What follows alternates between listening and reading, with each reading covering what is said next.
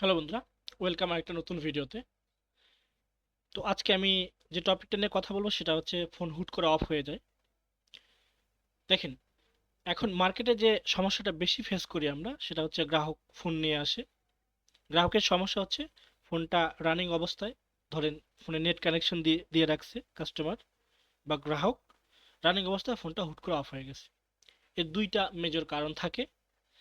এক হচ্ছে ফোনটা অটো আপডেট হইতে থাকে, হঠাৎ করে নেট কানেকশন যদি কেটে যায় বা আপডেটের মাঝখানে বন্ধ হয়ে নেট কানেকশন ছুটে যায় বা নেট কানেকশন চলে গিয়ে আবার আসে, মানে আপনার আপডেট অবস্থায় আপডেটটা স্টপ হয়ে গেছে।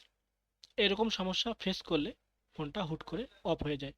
আরেকটা বড় কারণ সেটা হচ্ছে আমাদের ফোনগুলোর আমরা যদি মার্কেট থেকে ডিসপ্লেগুলো চেঞ্জ করি, ডিসপ্লেগুলো চেঞ্জ করার পরেও আপনার এই সমস্যাটা হইতে পারে। ধরেন ডিসপ্লেটা চেঞ্জ করছেন, দু একদিন ব্যবহার করছেন, মানে দু একদিন ফোনে নেট দিয়ে হচ্ছে আপনি ইউটিউব ব্রাউজ করতেছেন বা অন্যান্য কাজগুলো করতেছেন নেট কানেকশন দিয়ে, হঠাৎ করে দেখলেন যে আপনার স্ক্রিনটা সাদা হয়ে গেছে বা স্ক্রিনটা অফ হয়ে গেছে।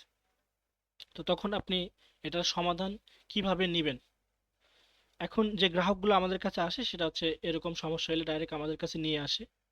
দেখেন, এটার সমাধান আমি বলি, যদি আপনার ফোনটাতে হচ্ছে ডিসপ্লে লাগানো হয় নতুন, তাহলে কিন্তু এই সমস্যাটা আসতে পারে। আর আরেকটা মেজর সমস্যা হচ্ছে আপডেট চলা অবস্থায় যদি কোনো কোনোভাবে নেট কানেকশনটা চলে যায় বা আপডেটটা স্টপ হয়ে যায়, এই সমস্যাটা আসে। তো প্রথম অবস্থায় আমাদেরকে তো প্রথমে সেটটা, স্মার্টফোনটা ওপেন করতে হবে। ওপেন করার প্রসেসটা আমি দেখাই দিতেছি।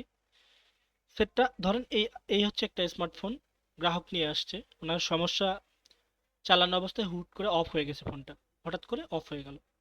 এখন আমরা যে কাজটা করি, এই যে volume plus minus power button কিছুক্ষণ একসাথে প্রেস করে ধরে থাকতে হবে। ধরে থাকলে ফোনটা কিছুক্ষণ ধরে থাকলে ফোনটা রিস্টার্ট হবে, এরপরে দেখবেন যে আপনার লোগো শো করছে। তো তখন বুঝবেন যে ফোনটা নর্মাল মোডে চলে আসলো। তাহলে প্রতিকার কি? যদি আপনাদের ফোনটা রানিং অবস্থায় অফ হয়ে যায়, আপনারা ভলিউম প্লাস, ভলিউম মাইনাস আর পাওয়ার বাটন একসাথে কিছুক্ষণ প্রেস করে ধরে থাকবেন। এরপরে দেখবেন যে ফোনটা রিস্টার্ট হইলো, মানে লোগো আসলো, এরপরে ফোনটা চালু হইলো। এখন চালু হওয়ার সাথে সাথে কি করবেন আপনারা, সেটিংসে গিয়ে ফোনের যে অটো আপডেটটা এটা অফ করে দিবেন। তাহলে পরবর্তীবার অত অটো আপডেটটা আসবে না ফোনে, সমস্যাগুলো হবে না, অটো আপডেট আসবে না, ফোনটা আর অফ হয়ে যাবে না। তো আপনাদের হচ্ছে মেজর কাজ হচ্ছে আপনার অটো আপডেটটা বন্ধ করে দেওয়া। আচ্ছা, আমি আরেকটু এটার থিওরি দেই। দেখেন, আপনি যখন আপনার ফোনটাতে ধরেন অরিজিনাল একটা ফোনে এক ধরনের ডিসপ্লে থাকে, ওই ডিসপ্লেটা সফটওয়্যার ভার্সনের সাথে ম্যাচিং থাকে। পরবর্তীতে ডিসপ্লেটা কোনোভাবে ভেঙে গেছে, তো আপনি একটা দোকানে আসছেন, ডিসপ্লেটা চেঞ্জ করলেন। ডিসপ্লে চেঞ্জ করার পরে আপনার 2-3 দিন ভালোভাবে চালাইতে পারলেন ফোনটা, এমতো অবস্থায় হুট করে ফোনটা অফ হয়ে গেল।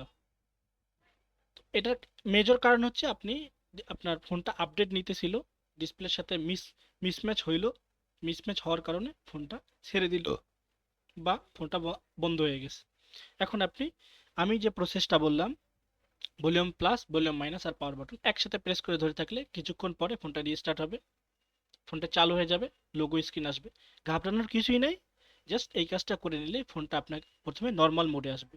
নর্মাল মোডে আসলে আপনি ফোনের সেটিংস অপশনে গিয়ে ফোনের অটো আপডেটটা অফ করে দিলে আপনার ফোনটা ক্লিয়ারলি সমস্যাটা সলভ হয়ে যাবে। পরবর্তীতে আর আপডেট আসবে না, হঠাৎ করে আপডেট নেবে না ফোনটা। আর আপডেট না নেওয়ার কারণে বাগ পাবে না, বাগ না পাওয়ার কারণে ফোনটা বন্ধ হবে না। তো আপনারা যারা নতুন ডিসপ্লে মার্কেটে আপনারা লাগাবেন ফোনে, অবশ্যই আপনারা অটো আপডেটটা অফ করে দিবেন।